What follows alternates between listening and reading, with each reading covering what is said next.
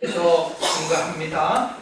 은혜 받는 비결이라고 하는 제목으로 말씀을 상고합니다. 우리 같이 한번 제목을 같이 한번 따라합니다. 은혜 받는 비결. 은혜 받는 비결. 우리 세상에는 두 종류의 사람이 있습니다. 한 종류는 자기 멋에 사는 사람입니다. 자기 힘으로, 자기 방법으로 세상을 살고 넉넉히 잘 살아갈 수 있다고 그렇게 생각하는 사람이 있고요. 또 한 종류는 하나님을 의지하고 하나님의 은혜를 받으면서 살아가는 사람이 있습니다. 여러분, 이 두 종류의 사람의 차이가 무엇이라고 생각을 합니까? 과연 여러분들은 하나님의 은혜를 사모하며 공급받으면서 사는 사람인지, 아니면 예수를 믿지만은 내 힘으로 살아갈 수 있다고 생각하고 하나님을 찾지 않고 사는 사람인지 우리가 한번 살펴보고 생각해 보기 바랍니다. 이 두 차이는 하늘과 땅만큼의 큰 차이를 살면서 경험을 하게 된다고 하는 겁니다. 예를 들어서 여기 앞에 한 나무가 있다고 생각을 해 보십시오. 이 나무가 사막 한가운데서 뿌리를 내리고 이 나무가 생존하기 위해서 버틴다고 생각을 해 보십시오. 여러분, 저 사하라 사막 한가운데 제가 비행기를 타고 사하라 사막을 횡단 지나가 본 적이 있는데, 땅을 보면은 이 계속해서 몇 시간 사막길에 하늘에서 보니까 풀 한 폭이 없는 그런 황량한 사막이더라고요. 바로 저게 사하라 사막이구나. 이제 아프리카에서 그런 걸 본 적이 있는데, 여러분 한번 보세요. 그런 곳에서 나무 한 그루가 뿌리를 받고 뿌리를 땅에다가 내린다고 생각해 보세요. 아무리 나무의 종자가 튼튼하고 좋은 종자라도 밑에서부터 생명의 그늘이 물이 올라오지 않는 나무는 도저히 존재할 수도 없고 버텨나갈 수도 없다고 하는 것입니다. 그러나 같은 종류의 나무가 사막 한가운데 있을지라도 오아시스 물 옆에서 이 나무가 뿌리를 내리고 나무가 자라난다고 생각을 해 보십시오. 이 나무는 계속해서 시마다 때마다 열매를 맺고 푸른 잎을 자라가면서 뿌리를 강변에 내리고 나무가 무럭무럭 잘 자라는 나무가 될 수가 있는 겁니다. 바로 이것은 무엇을 말하느냐? 우리 인생이 어떻게 할 때에 행복하고 복된 삶, 기쁘게 살아갈 수 있느냐 하는 것을 말하고 있는 거예요. 우리 인생도 똑같은 겁니다. 우리가 지금 앞으로 걸어가야 되는 인생의 길, 과거에 살아왔던 길과 지금 살고 있는 현실과 앞으로 우리의 삶의 현실은 우리가 생각하는 대로 그렇게 호락호락하고 만만한 것이 세상의 일이 아니라는 거예요. 어린아이들은 철없이 세상이 아무것도 아닌 것처럼 하지만은 나이가 들수록 사람들이 고개를 숙이고 겸손한 것은 인생 경험을 다 해봤거든요. 그게 아니라고 하는 것을 알 수 있어요. 우리 신학교 때 교수님들이 늘 하는 말씀이 있어요. 신학교 초년생 1학년 때 들어와가지고는 뭐 세상 다 가진 것처럼 설쳐대면서 뭐 장기도 40이라고 어쩌고 하지만은 졸업할 때 되면 그게 아무것도 아니라는 걸 알아요. 목사 안수를 받고도 초년생 되면은 교회에서 하는 것이 다 그냥 하찮아요. 목사님이 뭐 저러냐, 저 모양이냐, 내가 하면 다 할 것 같지만은, 여러분, 저도 한 목회 20년 동안, 목사 안수 받은 지 20년이 되고 해보면은, 우리 후배들에게 이야기합니다. 네가 해봐라, 되나? 안 돼요. 세상은 만만한 게 하나도 없어요. 그래서 옛 사람들이 말합니다. 뭐라 그랬느냐? 인생을 고해와 같다고도 이야기를 하고요. 우리 성경적으로 보면 이스라엘 백성들이 광야 생활 40년 할 때에 하나님께서는 그대로 광야로 이끄셨는데 거기에는 물이 없고 뜨거운 태양볕이 있는 그런 삶을 지금 이야기하고 있거든요. 바로 우리 인생이 그런 인생이에요. 그런데 어떤 사람은 이 광야 같은 인생에서 날마다 풍성하고 행복한 삶을 살기도 하고, 어떤 사람은 말 그대로 물이 없어가지고 빼빼 말라서 죽지 못해서 사는 사람. 당신 왜 삽니까? 힘들죠. 죽지 못해서 삽니다. 이렇게 이야기하는 사람들이 많다는 거예요. 정말로 그렇게 사는 사람, 광야 같은 길에서 물을 만나지 못해서 뜨거운 태양 아래서 시달리고 고통당하는 그런 인생을 사는 사람들이 많다는 거예요. 여러분, 과연 그 비결이 뭡니까? 행복하게 사는 사람과 그렇지 못한 사람 비결이 무엇입니까? 돈이 없어서 불행합니까? 건강이 없어서 불행합니까? 자식이 속썩여서 불행합니까? 이런저런 불행한 원인을 파악하지만 그게 아니에요. 생명의 근원인 물이 없으면 나무가 마르듯이 인생도 생명의 근원이 되시는 우리 하나님을 만나지 못한 사람, 하나님께서 주시는 그 은혜를 공급받지 못하는 사람은 어떤 삶을 살더라도 피곤하게 되어 있고 지치고 힘든 인생을 살 수밖에 없어요. 그러나 사막 한가운데 놓여진 사람이라도 하나님의 은혜를 공급받은 사람은 오아시스입니다. 잔잔한 물가에 심겨진 나무처럼 항상 푸른 잎을 자랑할 수밖에 없다라고 하는 거예요. 이스라엘 백성들은 광야 40년 동안 살았습니다. 광야 생활을 마감하면서 모세가 고백한 것이 있고 이스라엘 백성들도 깨닫고 하나님께 감사한 것이 있어요. 광야에서 농사를 한 번도 지어본 적이 없어요. 그들은 옷을 한 번도 자기들이 바느질을 하면서 기어입고 옷을 만들어 본 적이 없어요. 신발도 그들은 자기가 스스로 신발을 가죽으로 만들어 본 적이 없어요. 그런데 우리 하나님께서 그 가운데 함께 하셨어요. 하나님께서 함께함으로 굶어 죽은 사람, 죄 지어서 죽고 원망하다가 불뱀에 물려 죽은 사람 천지였지만은 굶어 죽은 사람 한 사람도 없었어요. 옷이 떨어져가지고 참 창피하게 그렇게 구멍난 옷을 입고 다니는 사람도 하나도 없었고, 신발이 헤어져가지고 발이 부러진 사람도 하나도 없었고, 다 하나님께서 입히시고 먹이시고 하셨던 삶이 광야 생활이었어요. 왜 그렇습니까? 하나님께서 은혜를 부어주셨던 삶이었기 때문에 그런 삶을 산 거예요. 우리들도 마찬가지예요. 어떤 삶을 살든지 정말 중요한 것은 하나님의 은혜를 받아야 된다고 하는 거예요. 하나님의 은혜. 우리 찬송가 221장에 보면은 나가난 목지 귀한 성에 들어가려면, 우리 지금 목적지 천국을 향해서 가나안 목지를 향해서 가는 인생길, 과정은 광야길이거든요. 2절에 보면은 그런 가사가 있어요. 그 불과 구름 기둥으로 인도하시니 나가는 길이 형통하겠네. 어떤 사막 한가운데서라도 하나님의 은혜를 받으면 하나님이 불기둥으로 구름기둥으로, 아침에 일어나 보면 하나님께서 만나를 내려주셨어요. 고기가 먹고 싶다니까 메추라기, 목마르다고 하니까 하나님께서 반석에서 물을 내셨던 하나님. 이게 바로 뭐냐? 하나님께서 우리 인간에게 부어주시는 은혜라는 거예요.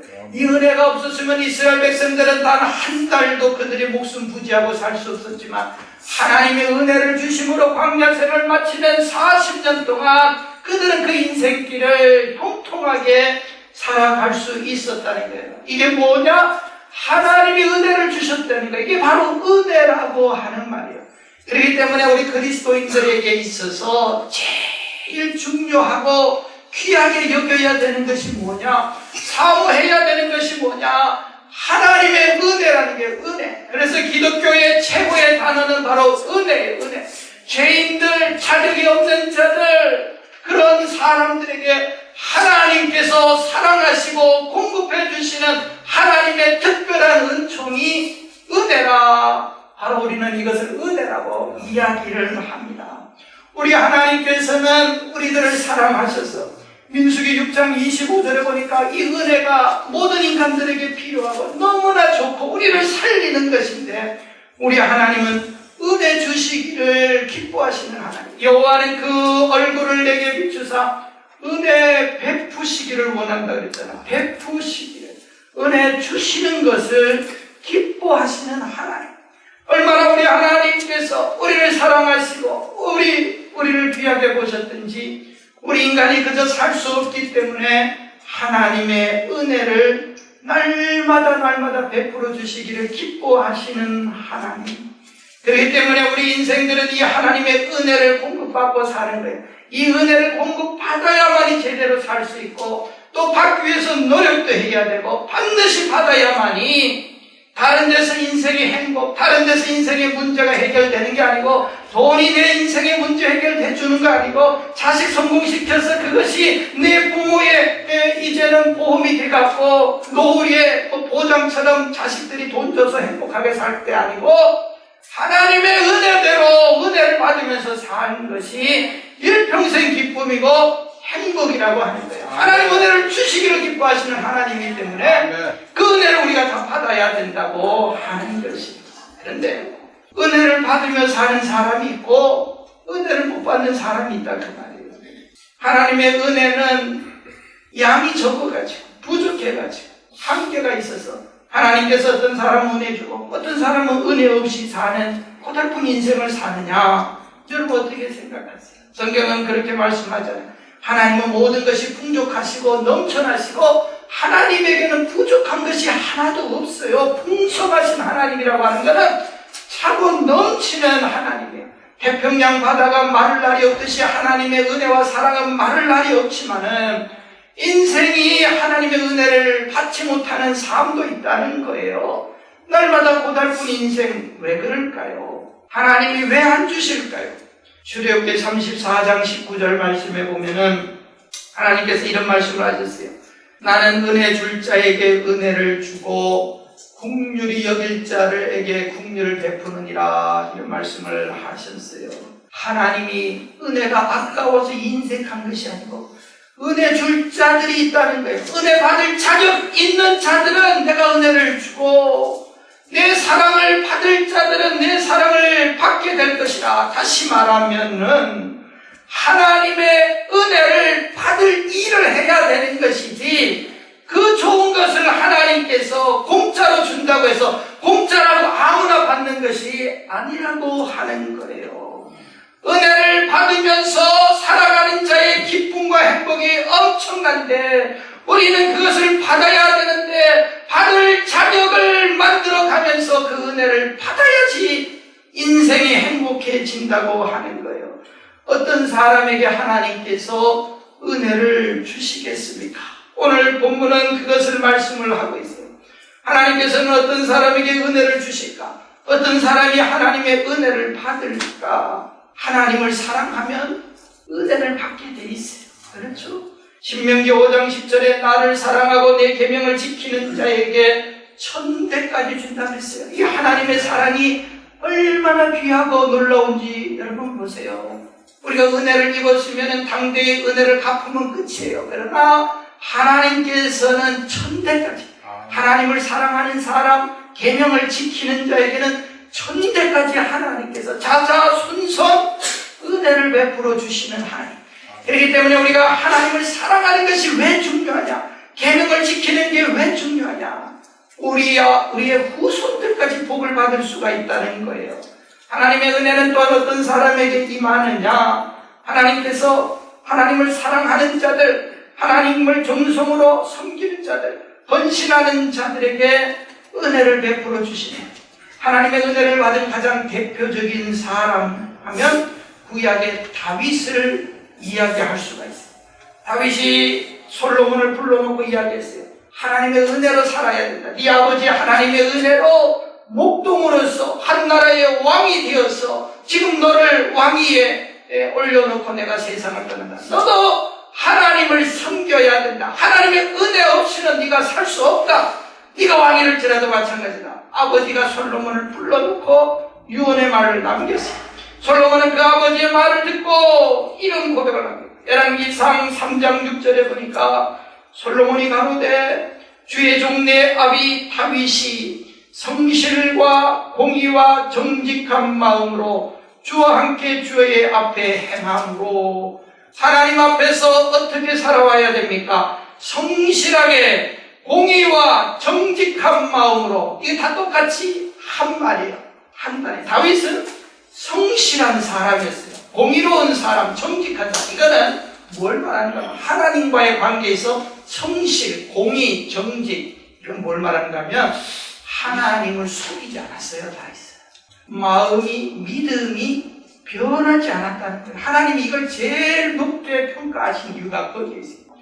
고난 가운데서라도, 시험 가운데서라도, 왕이 되어서라도 다윗은 하나님과의 관계를 절대로 변질시키지 않았어요. 이게 다윗의 성실이에요. 성실. 성실이 뭡니까? 공의가 뭐고 정직이 뭡니까? 거짓말하는 거잖아요. 하나님과의 관계에서 절대로 거짓말하지 않았어요. 바꾸지를 않았어요. 하나님은 영원히 왕이시고 나는 하나님의 종입니다. 신합니다. 당신의 밑에 있는 자입니다 하는 이 관계를 영원토록 변치 않았어요. 하나님은 이걸 기뻐하셨어요. 그리고 그에게 말씀하십니다. 주께서 저희에게 큰 은혜를 베푸셨고, 다윗이 은혜 받은 것은 바로 변치 않게 하나님 사랑한 겁니다.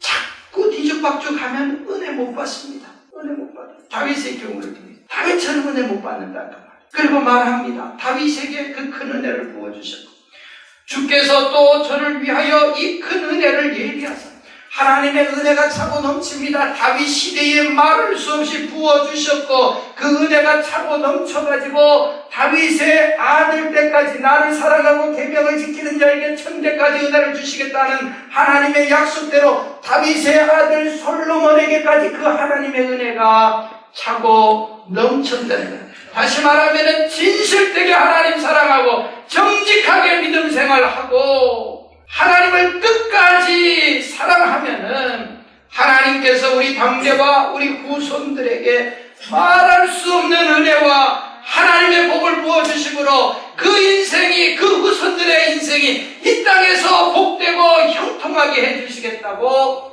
하나님이 약속을 해주셨어요. 아멘. 하나님의 약속의 말씀이 그 아들이 아버지의 삶을 보고 고백한 겁니다. 우리의 후손들이 아버지의 선조들의 삶을 회고하면서 하나님을 잘 섬기고 사랑하였더니 그 은혜가 당대와 우리들에게까지 임했다고 하는 그 고백이 있으면 얼마나 그 인생이 복되고 그 인생을 하나님 앞에서 바로 살아온 인생이에요. 우리 이런 거 생각해야 돼요. 내 당대도 자식에게 남겨줄 수 있는 믿음의 유산이 하나도 없이 사는 사람들, 얼마나 여러분 안타깝게 생각을 해야 되는지 몰라요. 내 혼자라도 복 받을 짓을 못하는데 어떻게 그 복을 자손들에게 물려주겠습니까? 이런 사람들이 이 시대에 얼마나 많이 있어요. 자기 믿음 하나 건수 못하는 이런 연약한 믿음. 안 돼요. 그 믿음 가지고는 내 당대의 은혜 복 받고 내 자손은 말할 것 없어요. 자손에게 물려줄 게 없어요.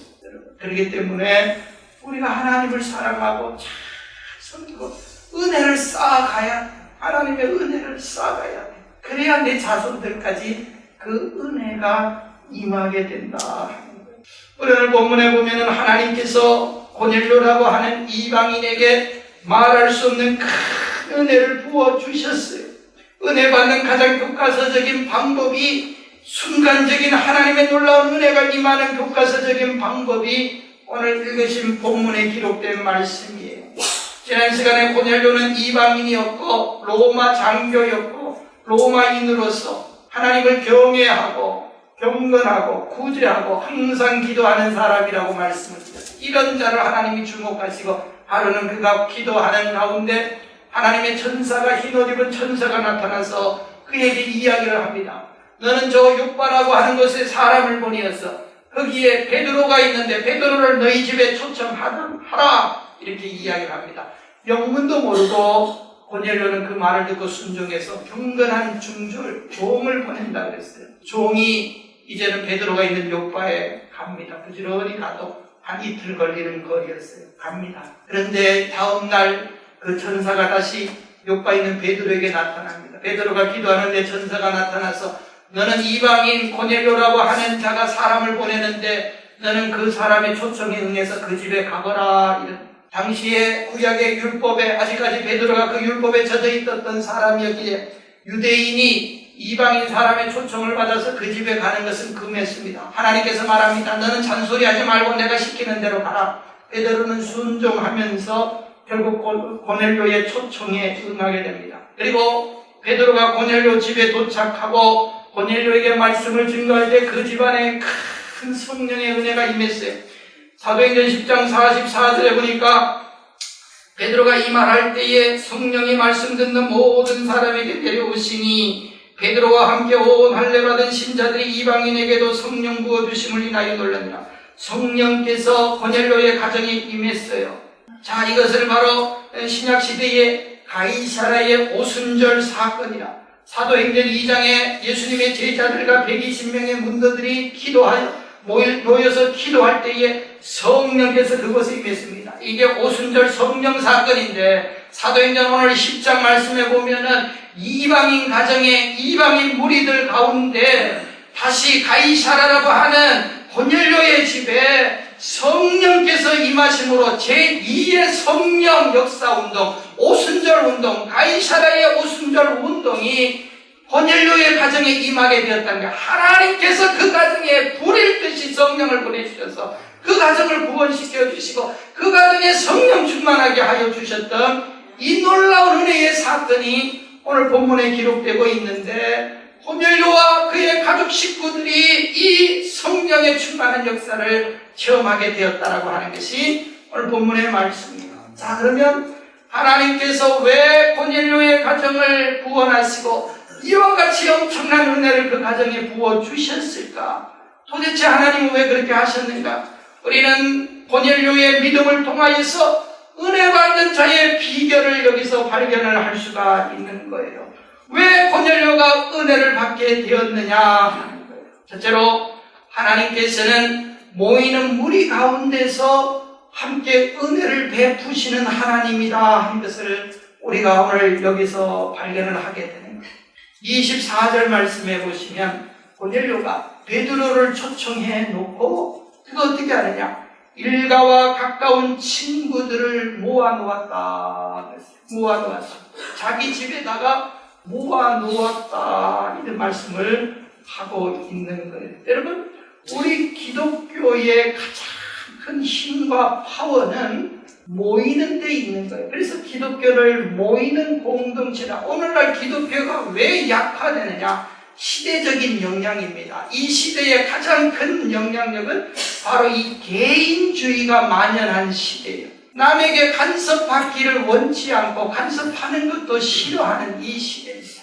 왜 사람들이 대형 교회가 이 메가처치가 언제부터 생겼느냐? 저는 미국에서 이 메가처치에 대해서 공부를 한 사람, 미국에서부터 생긴 메가처치가 미국에서부터 60년, 미국에 옛날에는 이 메가처치가 없었어요. 우리 동네에 여기 라크라센터 이 지역에 미국 본토 백인들, 예를 들어 흑인들, 히스패닉 이런 사람들 다 해봤자 숫자는 많지 않아요.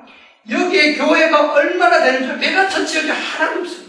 골목마다 교회가 지금까지 수십 년 된 교회들이 있어요. 그게 미국의 전통인데 미국에 이 개인주의적인 바람이 불어왔어요. 그때부터 사람들이 소교회로 몰리지 않고 큰 교회의 가장 큰 장점은 개인 사생활이 보호된다고 하는 거예요. 그래서 뒤에 앉았다가 집에 가고 교회에 등록 안 해도 아무 관계없어요. 우리 교회를 떠나놨던 사람이 이제 멀리 가서 어느 교회 다니냐 오래간만에 만났더니 어느 교회 간대요. 큰 교회. 멀리 이사 가서 우리 교회 떠났는데 그 교회에 그럼 신앙생활 잘하냐 했더니 그냥 왔다 갔다 하면서 3년째 4년째 됐는데 아직까지 교회 등록도 안 했다. 우리 교회는 신앙생활 잘했던 거예요. 그게 편해요. 그게 편해요. 간섭받으려고 하지도 않고 간섭하는 것도 싫고 이런 시대. 근데 신앙생활도 그렇게 하려고 하는 시대가 되었다고 하는 거예요.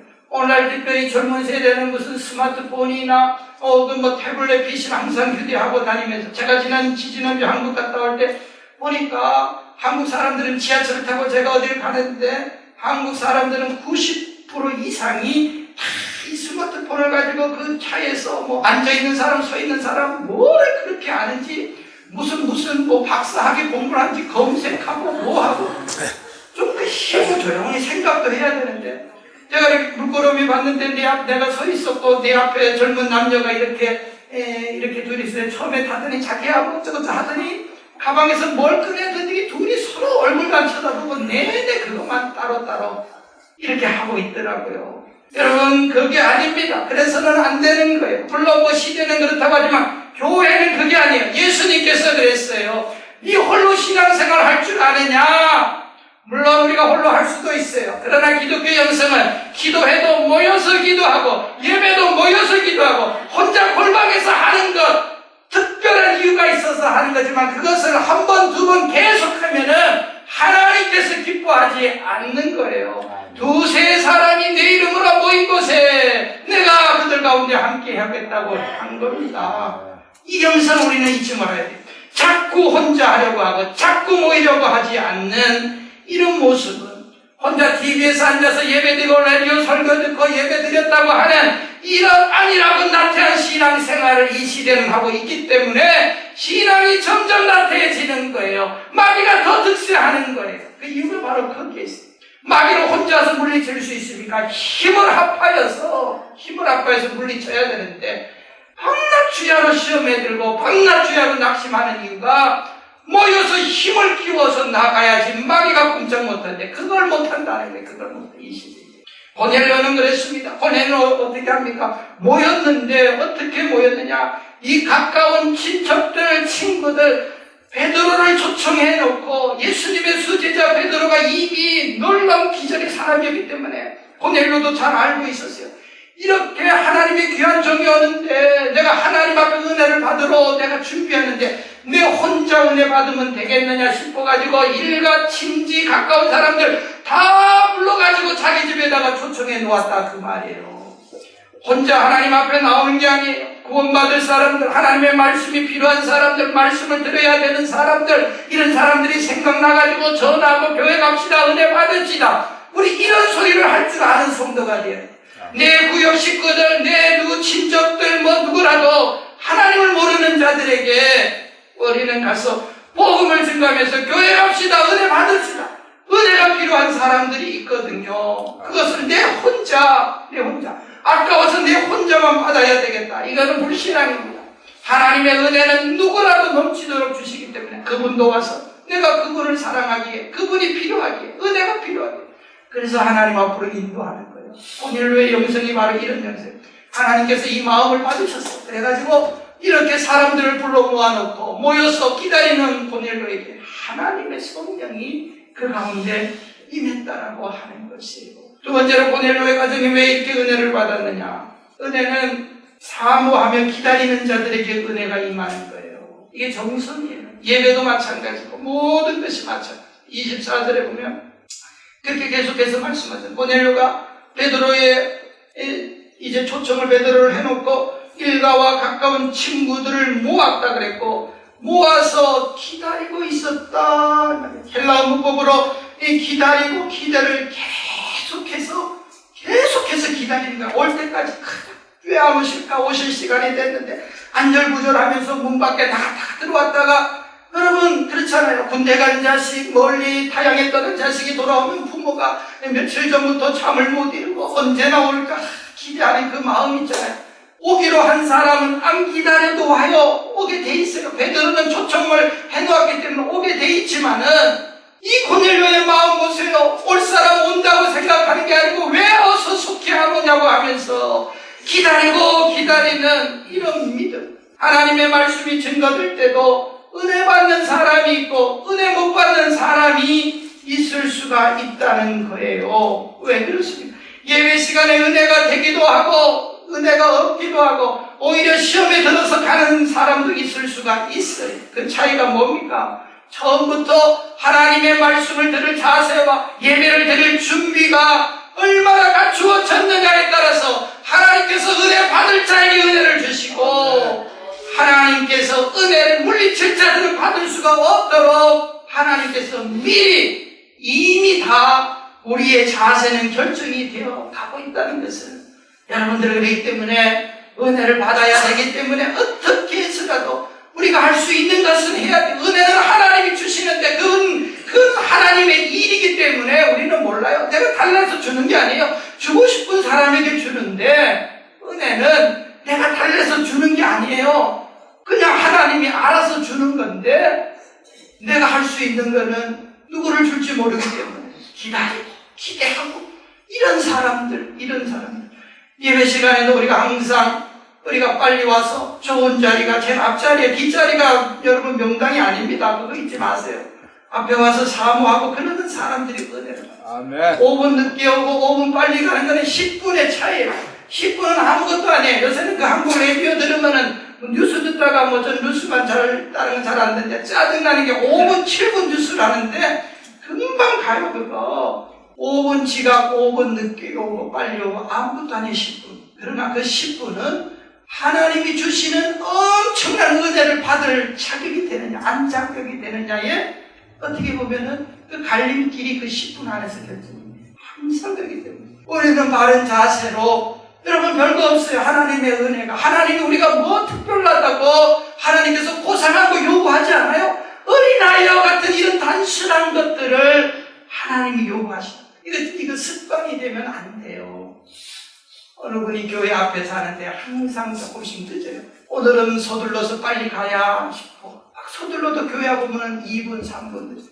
어느 날 이제 오늘은 지각하지 말아야 되겠다 막 준비를 했는데 또 하다가 보니까 좀 늦어서 한 3분 늦었는데 목사님이 종을 땡땡 치고 기도하고 이제 기도할 때에 살금살금 들어가, 이제 첫 기도할 때 들어가야지 하고 살금살금 들어갔다가 그만 그 교회 문턱에 조심하다 보니까 그냥 다리가 탁 걸려서 팍 넘어졌어요. 짜증이 확 나니까 하늘을 쳐다보고, 하나님 3분밖에 안 늦었는데 왜 밀어요? 여러분 기다리시고 사모하세요. 하나님이 버리지 않아요. 이 마음 없습니까? 은혜만 빠집니다. 또한 고넬료의 자세를 보세요. 고넬료는 하나님 앞에서 참 겸손했어요. 은혜 받을 태도가 똑바로 돼 있다는 거예요. 25절에 보면 베드로가 이제 들어왔어요. 사모하고 기다리던 베드로, 그분이 오니까 너무나 좋아가지고 베드로에게 어떻게 합니까? 베드로가 들어올 때에 고넬료가 맞아 발 앞에 덥석 엎드려 절을 합니다. 절을 하고 베드로가 당황한 겁니다. 깜짝 놀랐어요. 그렇게 자기를 대우하는 사람이 많지 않거든요. 베드로가 이렇게 가로되 일어서라, 나도 사람이라. 다시 말하면 사람처럼 베드로를 보지 않았다는 거예요. 마치 로마 황제가 자기 앞에 나타나서 이 신하가 벌벌벌 떨고 두려워하는 모습을 고넬료가 베드로 앞에 한 거예요. 그러니까 베드로가 엎드려 절하는 고넬료에게 베드로가 일어나세요. 나도 사람이에요. 여러분 이것은 지금 무엇을 말합니까? 세상 신분으로 보면은 고넬료는 로마 장교 귀족 집안이고 베드로는 갈릴리 어부 출신이고, 나라적으로도 봐도 이스라엘을 지배하던 나라가 로마 사람이거든요. 학문적으로 봐도 베드로는 갈릴리 어부학과, 이거는 예비고사도 없이 아무나 가는 거예요. 그러나 고넬료는 공부도 많이 또 훌륭합니다. 비교가 되질 않아. 그런데 고넬료는 베드로가 당도하자 엎드려 절했던 거예요. 그 이유가 뭡니까? 왜 그랬을까요? 일개인 베드로 앞에 엎드린 게 아니고 고넬료는 하나님 앞에 엎드린 거예요. 하나님 앞에서. 하나님 앞에서. 우리가 당신이 하나님께서 주신 말씀을 듣고자 다 하나님 앞에 모였나이다. 하나님 앞에 지금 서 있는, 하나님 앞에 예배 드리는 거예요. 제가 여기 서 있지만은 제 앞에서 예배 드리는 게 아니에요. 저도 그렇지만 제가 가끔 가다가 여기 주일날은 1년에 한두 번밖에는 잘 안 빠진대요. 빠지면은 결석하는 사람들이 가끔 있기도 한데, 한국에 제가 그 목사님이 미국에 오셔서 이제 이렇게 목사님들 모여서 이야기하는데 그 이야기 하시더라. 아주 큰 교회, 한국의 대표적인 큰 교회. 목사님께서 외국을 1년에 미국에 한 20차례, 여러 차례 오시는데 주보에다 광고를 안 내신다 그래요. 될 수 있으면 토요일 날 돌아가시고. 왜 그런가면 목사님 외출하신다 그러면 그 다음날 주일날 사람들이 얼마나 빠지냐, 헌금이 한 3억씩 빠진대. 그 3억씩. 굉장하죠? 여러분, 사람 보고 예배드리러 갑니까? 이런 신앙이에요. 고넬료가 왜 은혜 받았어요? 하나님이 그런 사람을 보고 이 사람이 설교 잘한다고 울어오고, 저는 하나님이 그런 사람에게 은혜 주지 않아요. 하나님 앞에 예배 드리러 가는 자들에게 은혜를 주신다. 고넬료 지금 그 자세예요. 베드로에게 왜 엎드려 절합니까? 하나님이 귀하고 하나님의 말씀이 귀한데, 당신은 하나님의 말씀을 전하는 사람이니까 내가 귀하게 여깁니다고 절하는 거지. 다른 게 있겠어요. 하나님이 이런 사람을 얼마나 사랑하시는지, 이런 자세를 가지고 말씀을 드리러 가는 자가 얼마나 귀하고 복된 것인지, 여러분 사람을 평가하고 사람을 잣대로 하고 저 사람 들을 말 없다, 이런 것 가지고는 안 돼요. 누가 설교를 하든지 간에 이 강단에서 목사님이든 아니든 전도사님이든 은혜가 다 돼요. 하나님은 자세가 되어 있습니다. 하루는 무디 목사님께서 말씀을 전했어요. 무디 목사님이 얼마나 미국 최고의 미국 역사상 세상 떠난 지 100년은 됐지만 지금도 영향력이 미치고 있는데, 무디 목사님이 살아서 전도하시고 회심한 사람이 100만 명이 넘는다고 하는데요. 이 무디 목사님이 정말 성령의 불이 뜨거운 분 아니었어요. 그분이 설교를 하는데 그분이 중간중간 앉아서 노트를 꺼내서 뭔가를 계속해서 적고 있어요. 그래서 설교를 받아 적으시는가? 저는 솔직히 설교 그냥 이렇게 잘 하시는 분치고 받아 적어서 집에서 인용할 게 하나도 없어요. 그냥 은혜가 되는 것 뿐이에요. 제가 이렇게 보면 그런 것 같아요. 또 받아 적을 게 많은 사람은 은혜가 안 돼. 근데 문희 목사님 같은 경우는 제가 설교를 안 들어왔지만 뭐 이렇게 성령이 뜨겁게 하니까 받아 적어 뭐 그냥 뭐 일상적인 이야기 하시면서 아마 그렇게 하셨을 거예요. 근데 설교를 마치고 그분이 무디를 찾아오더니 정중하게 인사를 하셨어요. 오늘 설교를 잘 들었습니다. 그런데 설교에 대해서 제가 몇 가지를 이야기하겠습니다. 해보세요. 오늘 목사님의 설교 가운데 정확하게 어법이 틀린 것이 3곳이 있고 문법은 잘못 인용한 것이 5군데고 적절치 않게 단어 사용한 것이 요 단어는 이렇게 사용해야지 어법에 맞는 단어입니다 하고 지적을 해줬다고 하는 거예요. 그런 사람이 은혜를 받을 수가 있겠습니까? 거기에 다 모인 청중들이 회개하고 은혜 받고 구원받았는데 이런 사람이 은혜 받을 수 있겠느냐? 아니에요. 누가 은혜를 받습니까? 하나님이 은혜를 주시는데 누구에게 줍니까? 고넬료의 가정에 왜 줍니까? 사모하고 기다리고 겸손하게 이런 자세를 취하는 자들에게 주는 거지. 교만해가지고 하나님 앞에서 은혜를 사모하지 않고 자기 잘나온 것을 유세하는 자들이 어떻게 은혜를 받겠어요? 마지막으로 한 가지 더, 하나님의 말씀에 대한 태도가 은혜를 좌우한다고 하는 것이에요. 하나님의 말씀에 대해서 베드로가 고넬료를 찾아왔을 때에 베드로는 이미 세계적인 유명 인사가 됐어요. 예수 믿는 사람.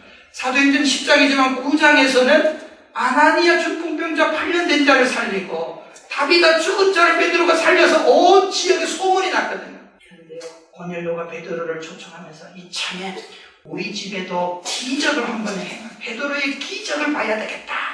이런 마음으로 베드로를 초청한 게 아니고, 베드로가 예수님 쫓아다니실 때에 많은 간증이 있을 거다. 그 간증을 듣고 싶어서 온 게 아니고, 베드로가 왔을 때에 고넬료가 뭔가 10절에 보면 33절에 보면 오셨으니 잘하였나이다. 이제 우리는 주께서 당신에게 명하신 모든 것을 듣고자 하여 다 하나님 앞에 있나이다. 하나님의 말씀을 듣고자 하여, 하나님이 주시는 말씀을 듣고자 하여, 하나님 말씀 듣고자 우리가 기다린 것이지, 당신이 하는 간증 듣고 싶어 온 게 아닙니다. 당신 이야기 듣고 싶은 게 아니에요. 당신이 지금 무슨 이적을 행했는지 우리가 이적을 보러 온 것도 아닙니다. 참 믿음이 여기에 있어요. 오늘날 이 믿음 없습니다, 여러분. 오늘 이 믿음이 없어요. 하나님 말씀보다 이적과 사람의 소리와 간증과 웃기는 것이 더 이슈가 되고 더 좋아지고, 여러분, 그거에 은혜 받았다고 착각을 하지만 하나님의 말씀을 통하여 믿음은 들음에서 나는 겁니다, 여러분.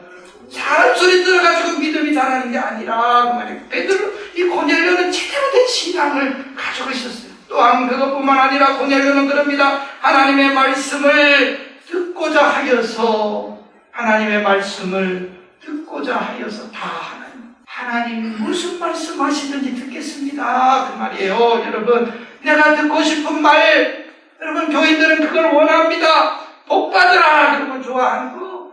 여러분, 그렇지만 하나님이 복을 주시기까지는 하나님께서 원하시는 말씀이 있어요. 우리 그걸 알아야 돼. 그걸 지켜야 돼요. 성도들이 듣고 싶은 말, 귀를 기쁘게 하는 말도 있지만 거슬리는 말도 있어요. 성도들의 자세는 고넬료처럼 어떤 말씀이라도 내가 본인으로 하나님 알지 못할 때 하나님 앞에 죄짓는 거 있으면 그 말씀 지적해 주십시오. 내가 고치겠습니다. 이런 자세예요. 이런 자세. 어떤 말씀이라도 듣겠습니다. 내가 거슬리는 말도 듣겠습니다. 괜찮습니다. 다 하십시오. 이게 은혜 받는 비결이에요. 좋은 말만 하는데 찾아가고, 안 돼요. 내 영혼을 죽이는 거예요. 내 영혼이 죽습니다. 그런데 가면 안 돼요. 하나님 앞에서 말씀을 다 들어야 돼. 다 들어야 돼. 어떤 말씀? 그러면서 듣고자 모였다고 하는 말은 순종합니다. 어떤 말씀이라도 듣고 순종하겠습니다. 이런 사람이 말씀에 대해서 이렇게 준비된 사람, 하나님이 왜 안 주시겠느냐? 왜 하나님이 그 말씀을 통하여 새롭게 하시지 않겠느냐? 나의 계명을 가지고 지키는 자야 나를 사랑하는 자니, 나를 사랑하는 자는 내 아버지께 사랑을 받을 것이요 나도 그를 사랑하여 그에게 나를